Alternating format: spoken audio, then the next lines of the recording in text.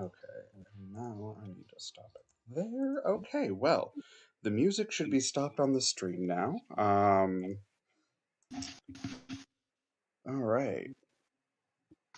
Welcome, everyone. Welcome.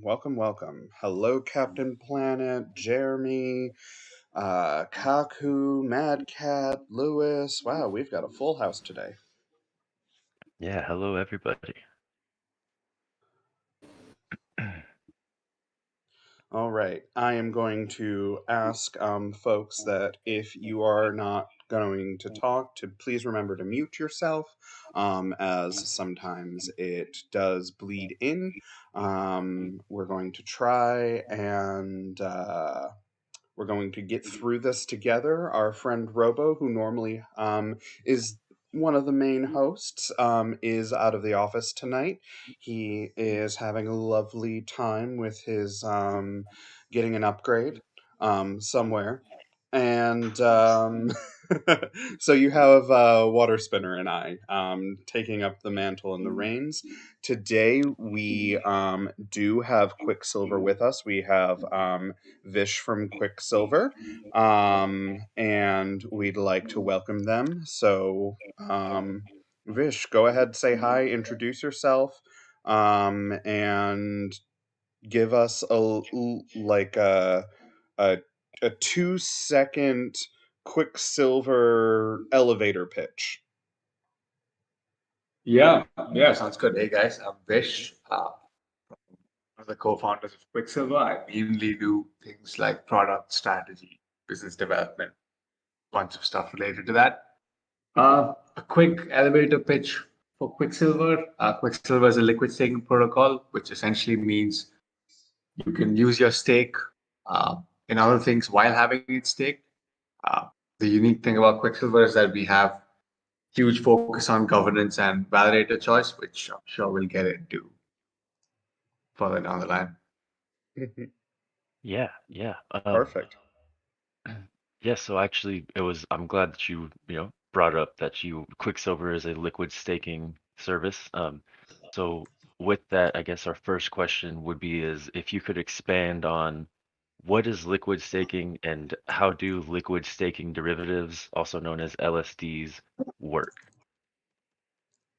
Yeah, that sounds good. So essentially, liquid staking is when you have a staked representation or a liquid representation of your staked asset. So if you stake Osmo, you have Q Osmo, right, which represents your staked Osmo. And how most LSDs work uh, is that you can think of it like a vault and a key. So when you stake assets, you put it in like a vault, and your staking derivative essentially represents a key to this vault. So all your staking rewards are accruing in this vault, and the value of the key is only worth as much as the value of the vault, right? So as staking rewards accrue, your key, which is the LSD in this case, its value increases, and its value rests in the fact that you can redeem it for your underlying stake at any point in time. Okay, and so why would I prefer a liquid staked asset instead of just keeping my assets natively staked? Yeah. So any proof of stake economy needs liquid staking. Like one of the fundamental problems with proof of stake is that you have assets locked up, right? So you can't have assets in DeFi and locked up. Right? You essentially need liquid staking for this to happen. So one of the first things on why you need liquid staking is probably for DeFi. When you have Cosmos assets, sure, they have a native use case, which probably requires these assets to be liquid anyways. And then there's like your DeFi use case, right? But if you have your assets staked, all of them, uh, you're essentially stymieing the growth of DeFi or the native use case of the token, right? So um, liquid staking essentially lets you do both. You can have your assets staked and you can participate in DeFi, or you could do whatever the token was meant to do. Right? If your token is meant to, for example, you look at stars, right? Use the token to buy NFTs. But if you have it staked, you can't buy NFTs with it. If you have a liquid stake representation of it, you could probably use that to buy. possibilities, right? So it just opens up a whole world of possibilities with Cosmos and DeFi, stuff like that. Okay, but yeah, so I can get the best of both worlds, using my native assets to liquid stake and get around. And so talking about that and like getting those into pools and stuff, what's an LSD's hurdle rate and why is that important to understand when incentivizing LSD liquidity? Yeah, incentivizing LSD liquidity is like a interesting and maybe slightly complex thing to look at. For example, right? Uh, but when you incentivize an asset, there's always like your initial incentivization to gain adoption and to concentrate liquidity, and then there's your like steady state incentivization to keep the pool going. Now, LSD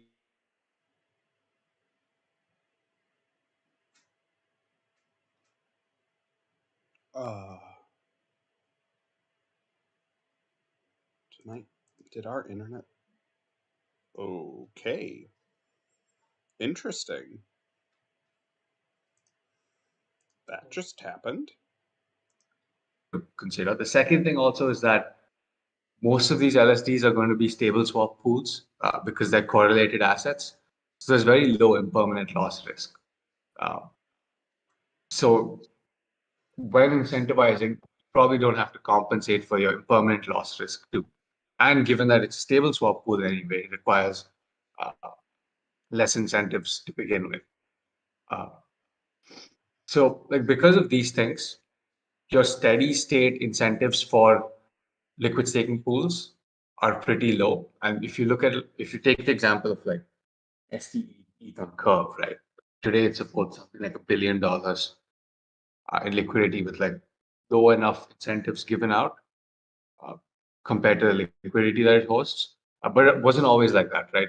The Curve pool initially started off with high amount of incentives to really pack the punch, concentrate liquidity, and then it reached the steady state, right, where it's a stable swap pool, have low incentives, and it runs by itself, right? Because there's staking rewards supporting it. You can ease off on the incentive.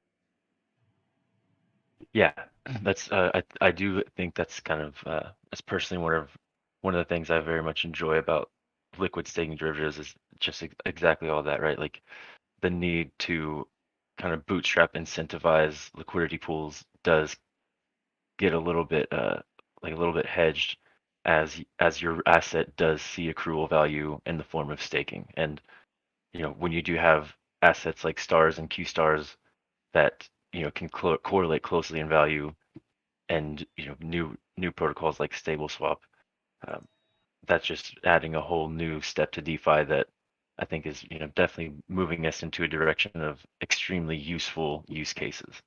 Um, Mm-hmm.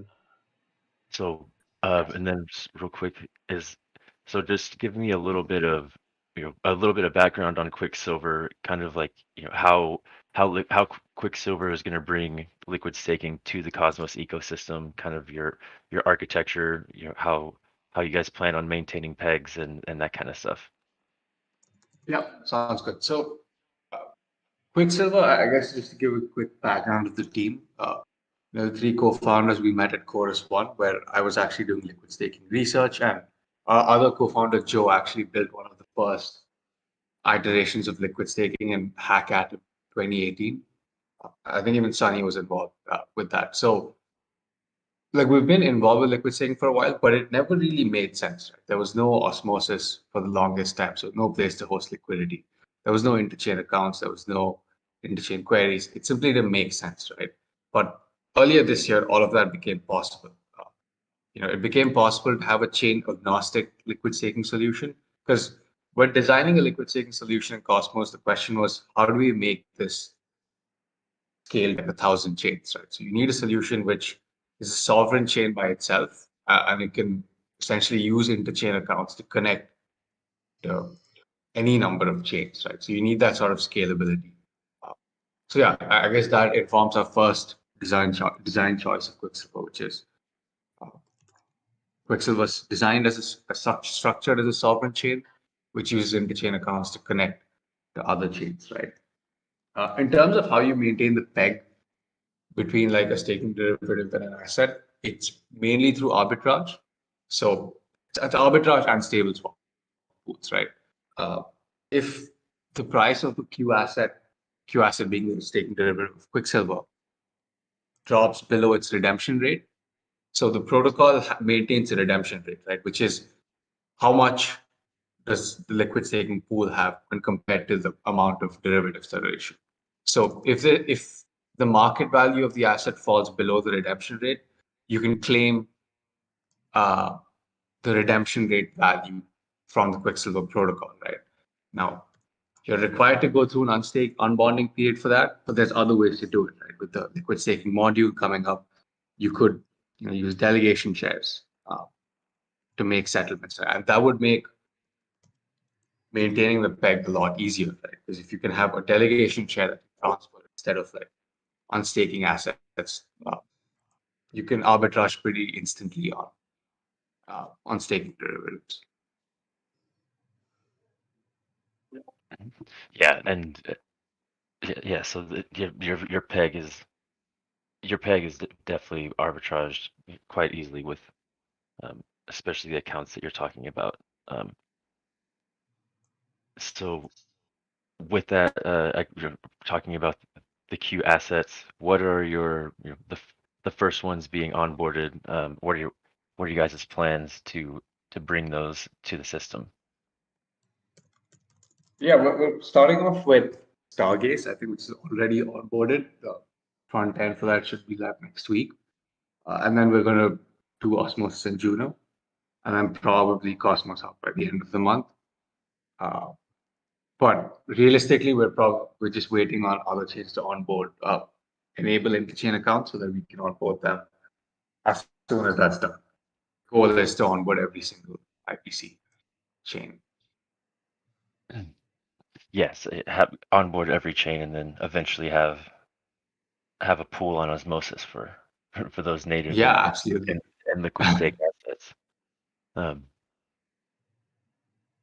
I'm gonna let Tog take over right now so he can get some of his. He's got a couple questions that he would also like to ask.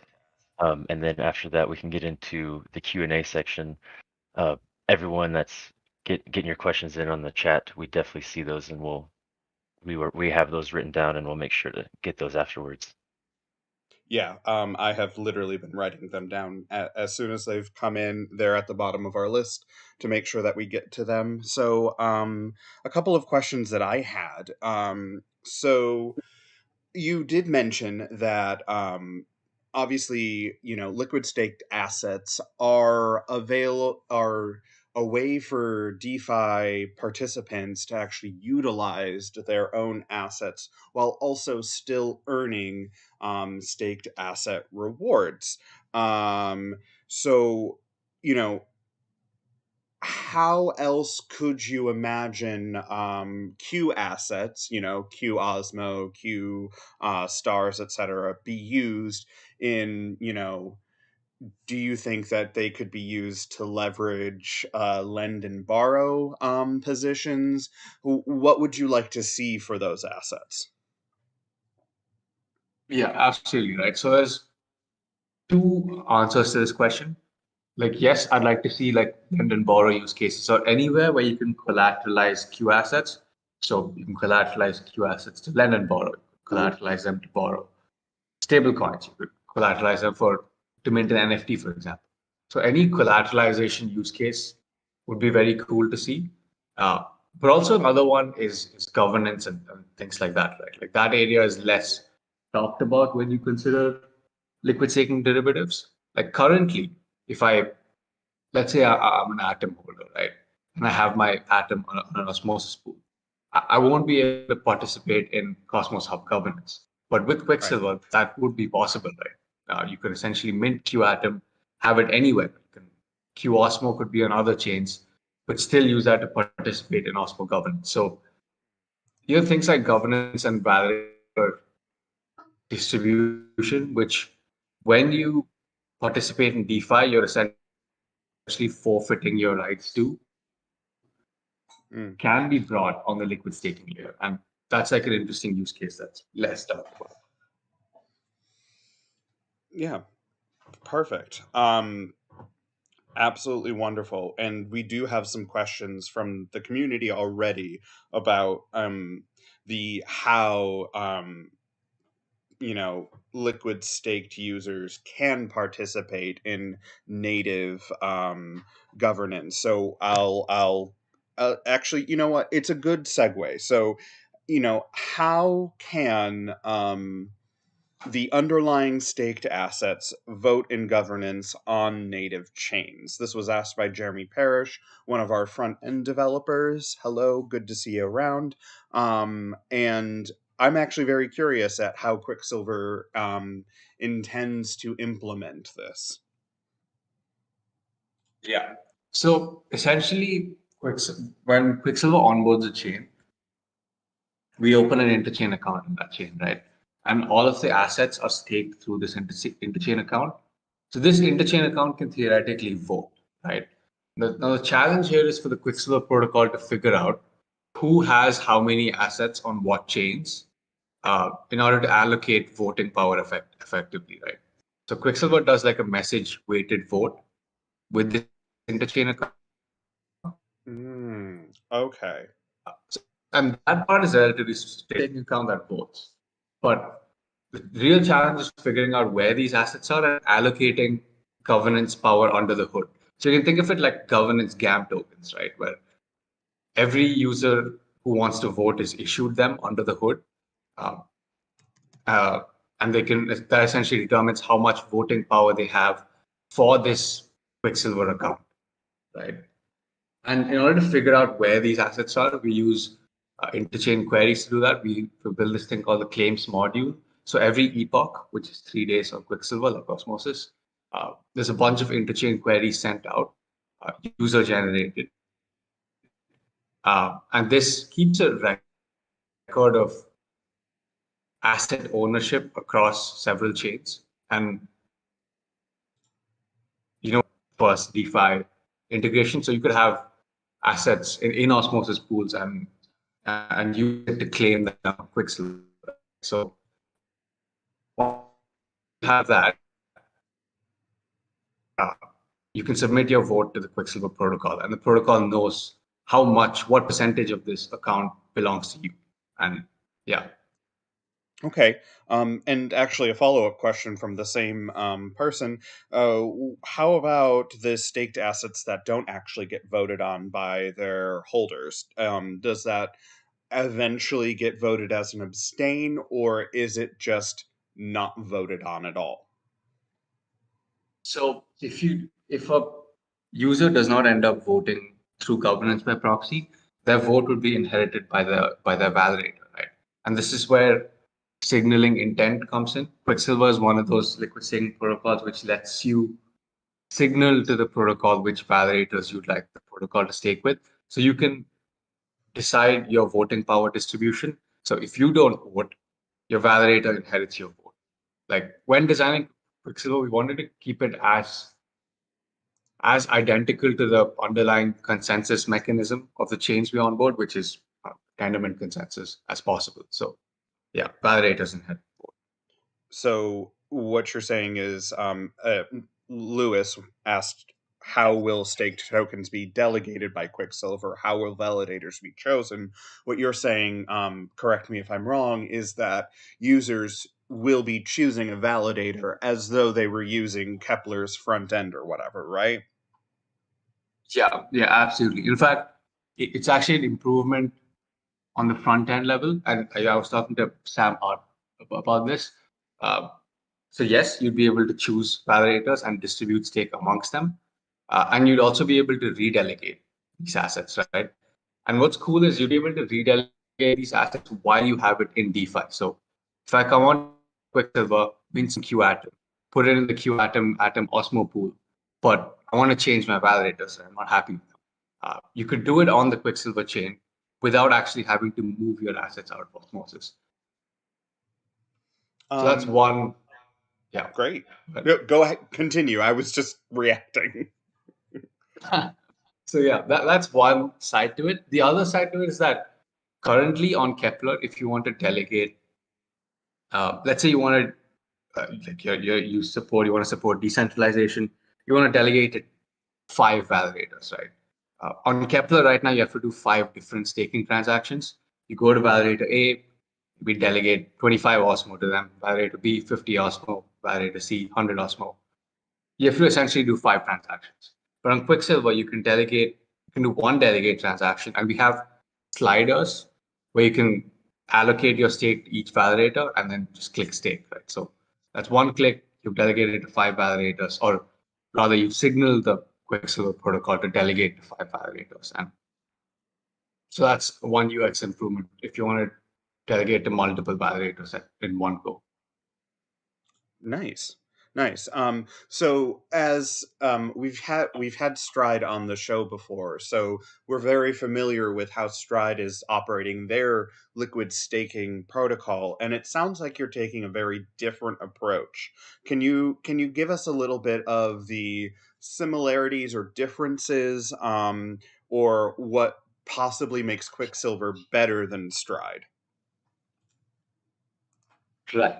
So any liquid staking protocol has 2 layers to it. The first layer is your actual staking and derivative issuance layer. On that, and then the second layer is how you distribute that stake, right? On the first layer, I think all liquid staking protocols in Cosmos have reached a consensus on what's the best way to do it, right? Sovereign chain, interchain accounts, interchain queries. Uh, so that's where the similarities sort of end, right? Like that's the main thing. But the real differences between Quicksilver and other liquid staking protocols lie on the second layer, which is how we distribute stake. Uh, and Mhm. as far as I'm aware, Stride has like a whitelist of validators, which is curated by Stride governance, and all stake is distributed amongst this whitelist. Mhm. So when we built this, right, and just to give context, like the Quicksilver team, we also built Lido for Solana, and we've been involved with liquid staking research for some time. So when we were building this, like we didn't want to take that original Lido model where you have a whitelist of validators that you curate. We didn't think it's great for decentralization, but we also didn't think it was great for like sovereignty, right? Like if like we at the end of the day, we want Osmo token holders to decide the voting power distribution of Osmosis. We don't want quick token holders or Quicksilver to decide that. Uh, so actually choosing which validators you want the protocol to stake to and being able to vote on governance proposals was a pretty big deal for us. So that informed a lot of our design choices. Uh, I guess in terms of differences, we also have this thing called the claims module, right, which is currently used for validator selection and governance, but theoretically could be used for a lot more, right? This is the first time in Cosmos where you have a cryptographically secure claim or information on assets held on multiple chains that updates every epoch, right? You've never had that before. You've had each chain, which acts Mhm. as like an information silo, uh, with it having access to only the information on its own chain. But now that changes, right? You have interchain queries. So actually, speaking of interchain queries, if you don't mind me interspersing here, Kaku, who is one of the amazing developers of YieldMos, asked, how is the state of interchain queries and interchain accounts? Was there anything there that required an outsized effort because of some engineering limitation with the two, interchain queries and accounts?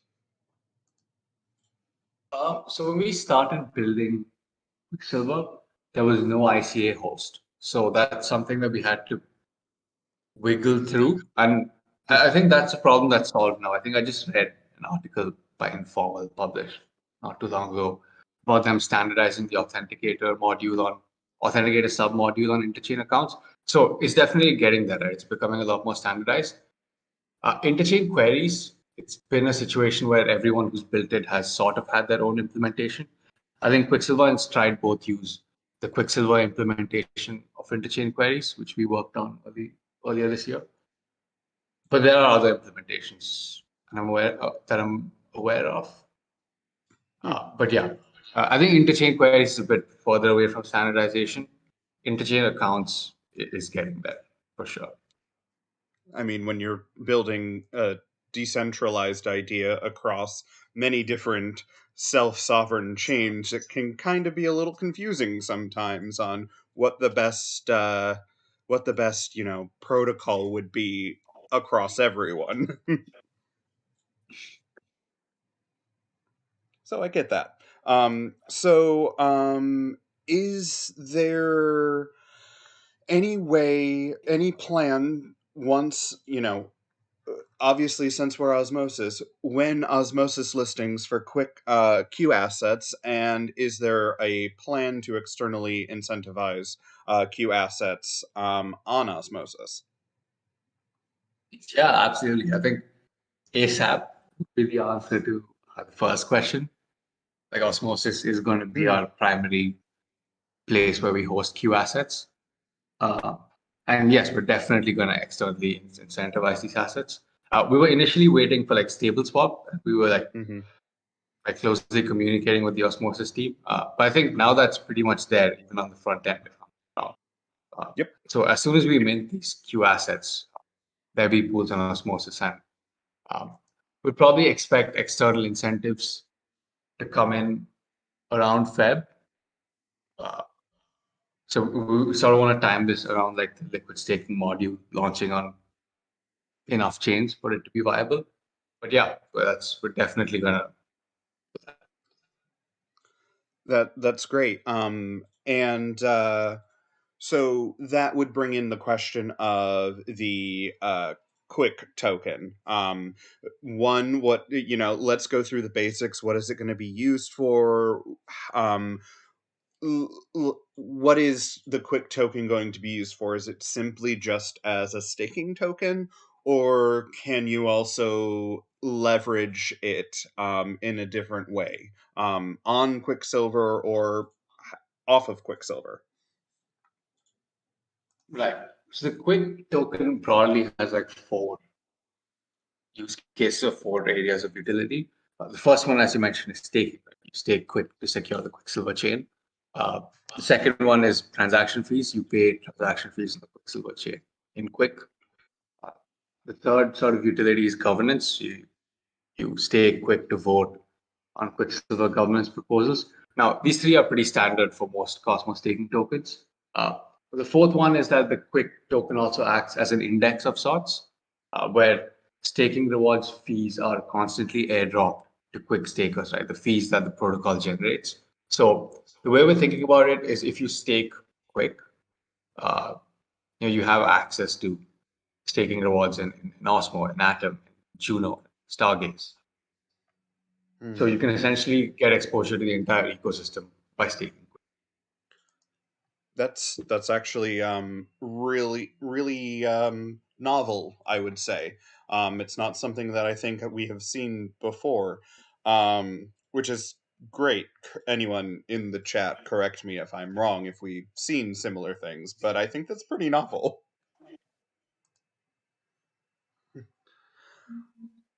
Let's see. Oh, okay, wonderful. Do you feel so? A lot of conversation is happening in the chat right now about, jokingly, which should be, the premier liquid staking derivative available in the cosmos. Do you feel like it's a winner take all situation, or do you think that having these multiple solutions, such as Stride, yourself, and pretty soon Lido, they're going to get their hands in the cosmos soon? Do you think having these three different ideas of liquid staked assets is actually healthier for the grander Cosmos ecosystem overall?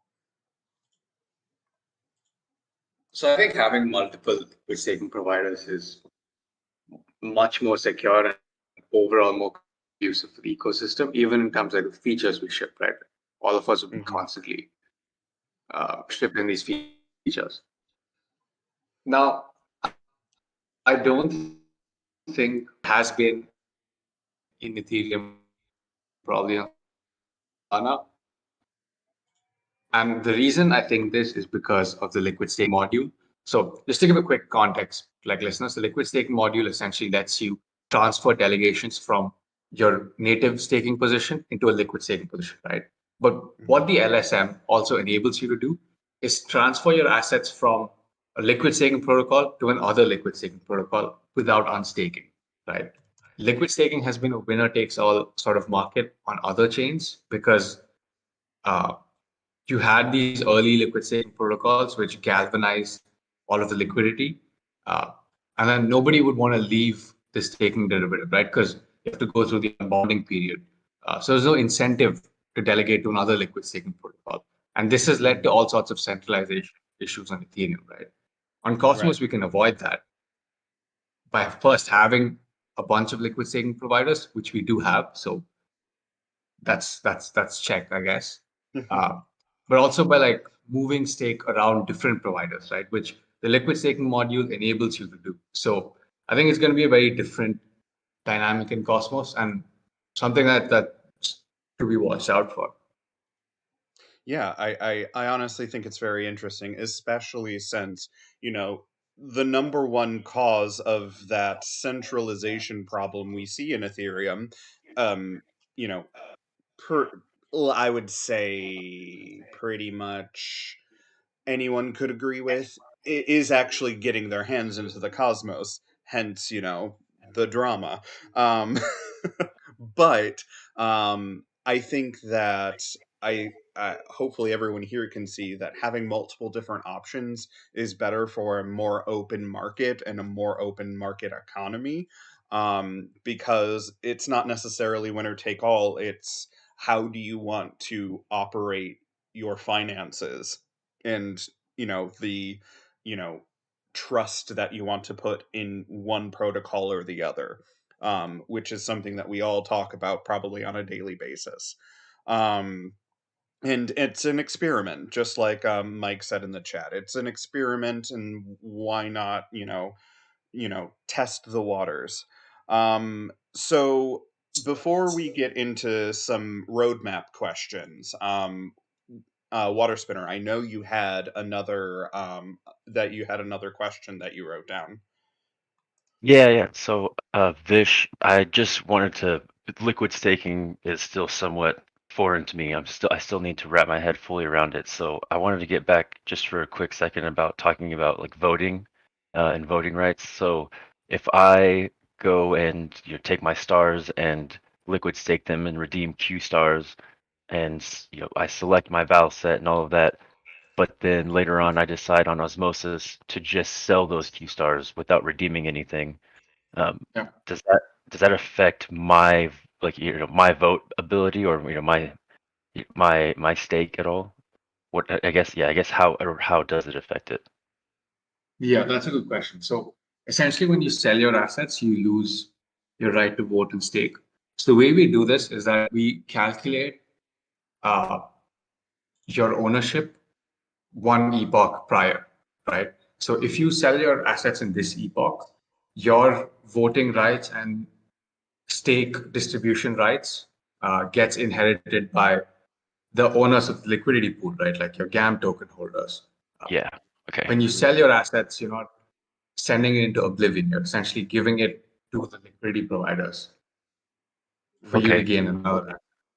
And then so then vice versa, if I have not taken my stars and done any and redeemed or and staked for liquid Q stars, if I just went to Osmosis and bought Q stars, um, what would I be able to take them back to the protocol and delegate them as I see fit?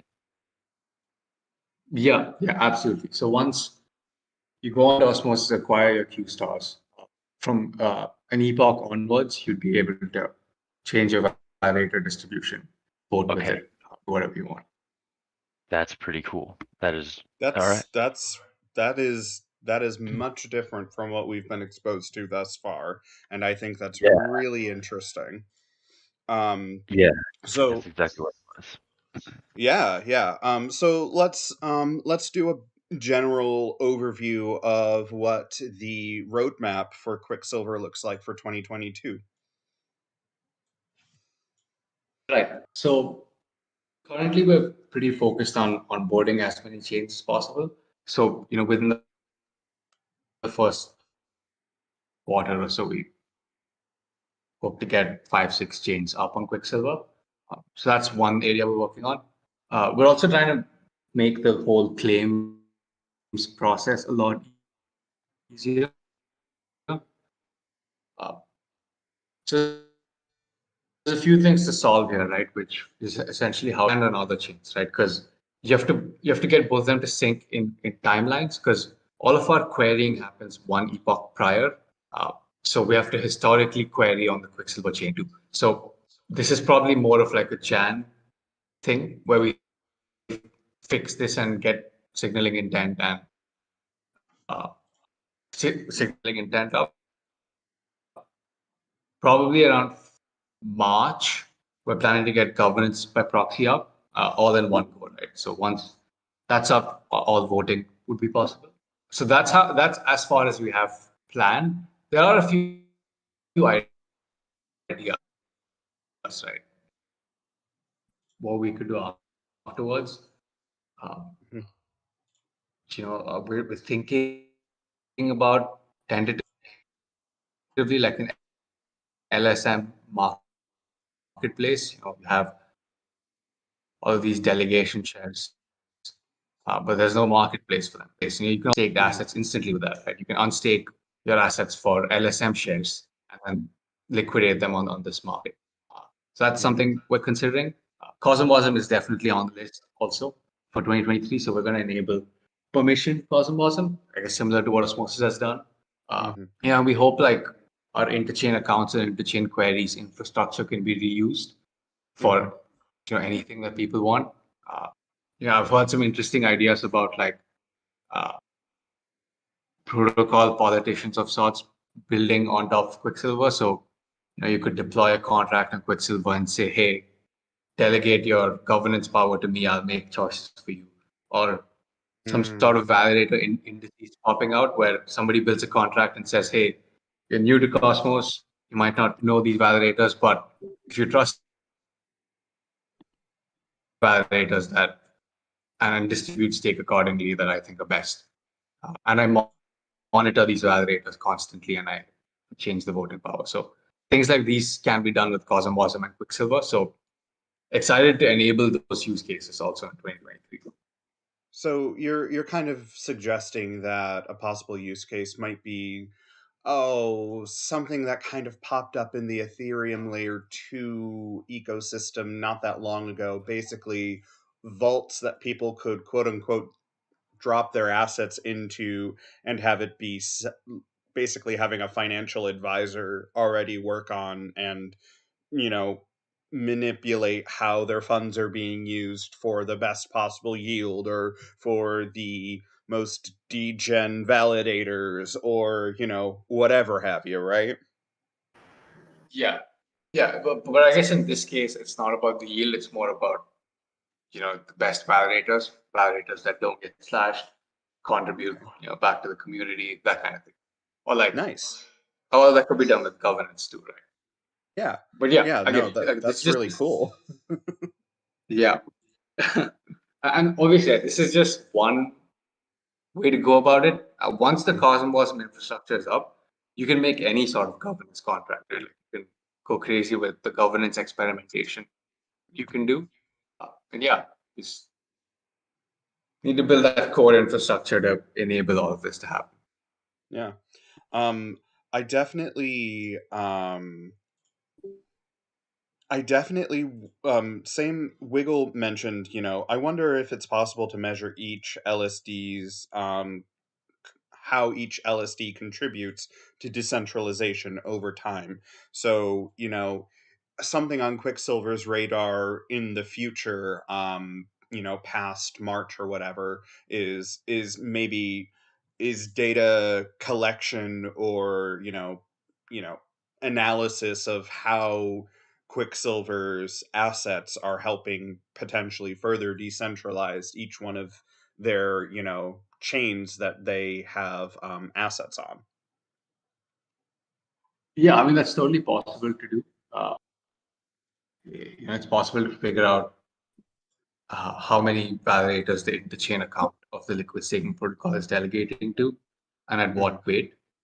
Um, yeah, I mean that's actually a pretty interesting idea. Like, we definitely can publish a report every month on how delegations are happening on Quicksilver. So yeah, that's taken into consideration for sure. And to quickly answer Captain Planet, so Captain, what's happening with Quicksilver is that you, as an individual user, actually gets to choose which validators you are going to be delegating to on the host chain. So that means it is your choice, at least initially, when it comes to potential WASM contracts down the future. That'll be on the WASM contract creators. Correct me if I'm wrong, but I believe that's how it would operate.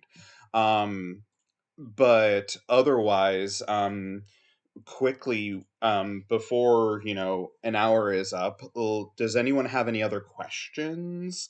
Does anyone have any other concerns?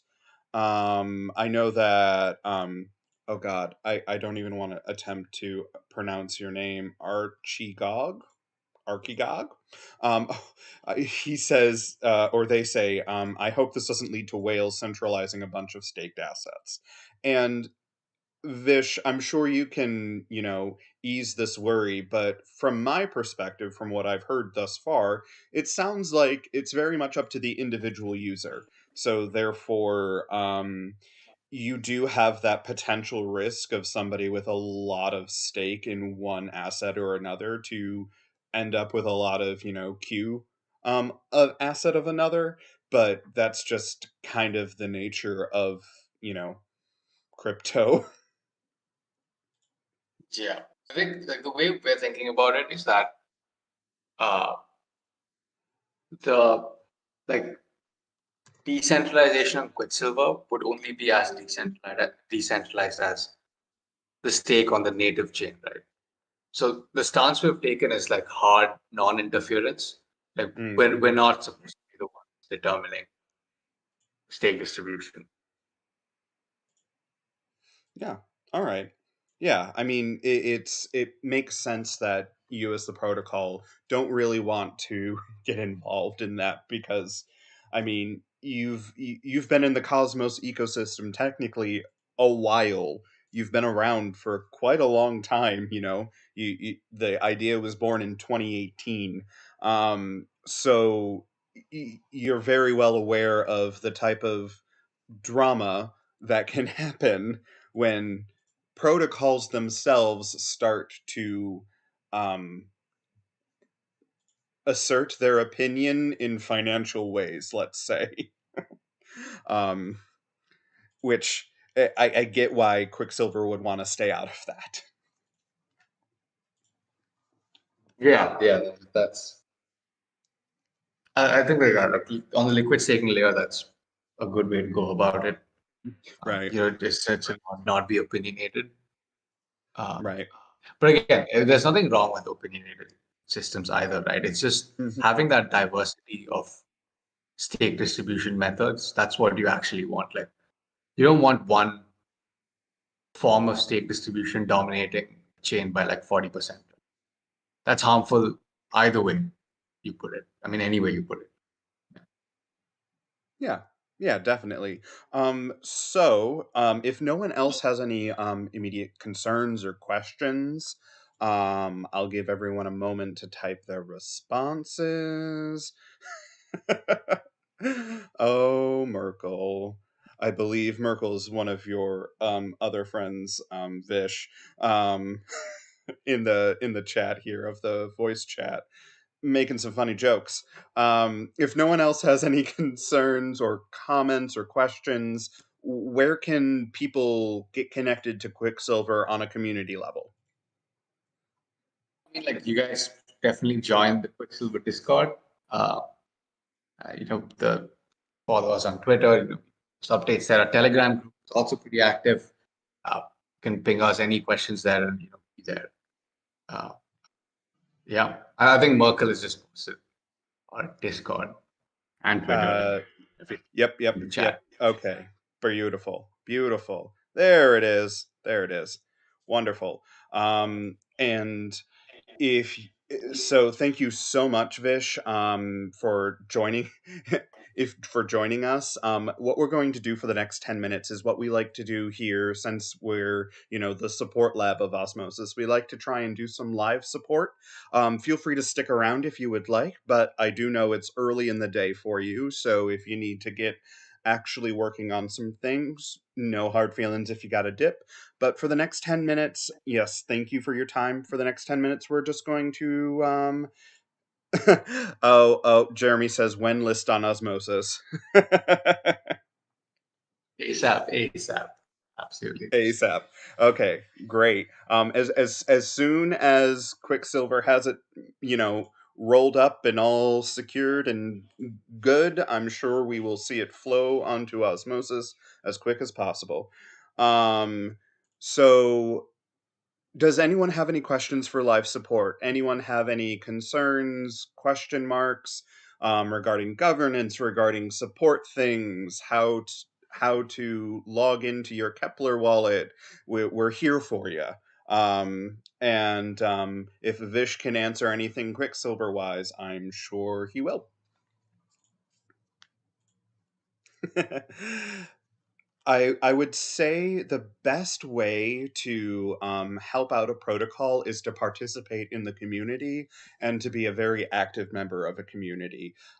This is coming from somebody who was very active in a crypto community, and now I'm working for said crypto community as in a position that I absolutely love. So if you have the passion and if you have the drive, just be involved, be there, and be present, and try to do right by any moderators that you come across, and just be there. Um, Getting involved helps not only the protocol, but it also helps the community groups that honestly are the glue to a lot of crypto, projects. It's, you wouldn't have a active crypto project if you didn't have an active community. And I think one of the best aspects or the best examples of that is, when it comes to, Luna Classic or Terra Classic. That chain wouldn't have been reborn from the ashes if it weren't for its highly degen community. But, basically, if you ever want to get involved, just get involved. Jeremy, I did not say stuck up to the mods. I do not. I did not suck up to the mods at all. Um, so, Vish, another question actually. Will the Quicksilver DApp, the main DApp, have a dashboard with any sort of statistics at time of launch? Not at the time of launch. I think at the time of launch, only statistic you will have is that you'll be able to see your Q asset balance across different chains. So you'll be able to see where your assets are on which chain. But in terms of like the validator statistics and stuff, we're working on it. But that'll probably be that's probably like a few months down the line. Excellent. And then basically when airdrop. Probably sometime in Q1 23. We're trying to like time it right, understand uh, how to do it properly.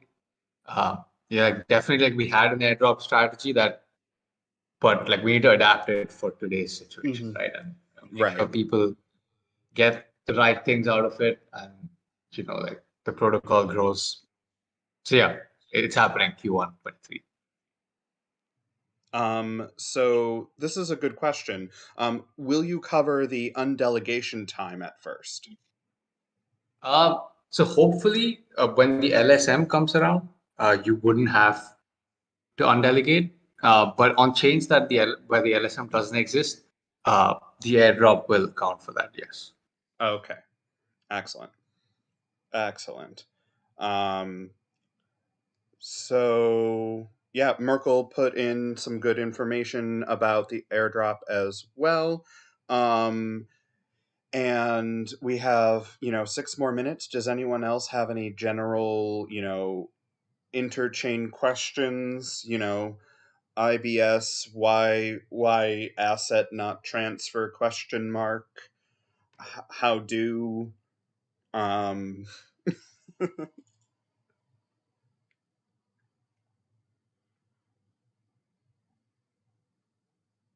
I'm literally waiting for one person to stop typing. Oh, it was only thanks. Okay. I saw Well, that then for we will. thing.